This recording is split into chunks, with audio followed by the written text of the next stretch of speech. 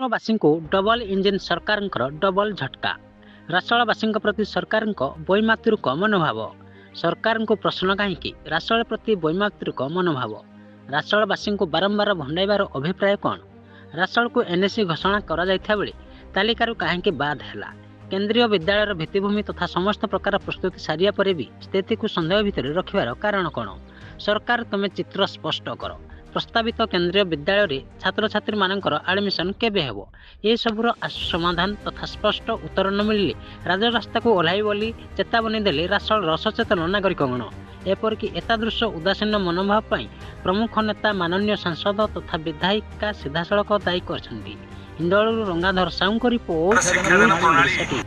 ମୁଁ ହରିହର ଦାସ, ଗ୍ରାମ ବାହାଲୁଣ୍ଡା, ଥାନା ହିନ୍ଦୋଳ, ଜିଲ୍ଲା ଢେଙ୍କାନାଳ।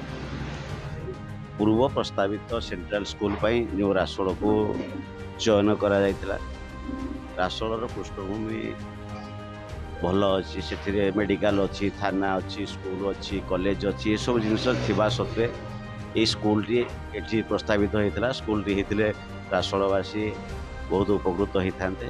କିନ୍ତୁ ବର୍ତ୍ତମାନ ଶୁଣିବାକୁ ମିଳୁଛି ଯେ ରାସୋଳରୁ ସ୍କୁଲ ହଟିଯିବା ପାଇଁ ଏଇଟା ରାସୋଳବାସୀଙ୍କ ପ୍ରତି ଆମ ପ୍ରଶାସନର ବୈମାତୃକ ଭାବ।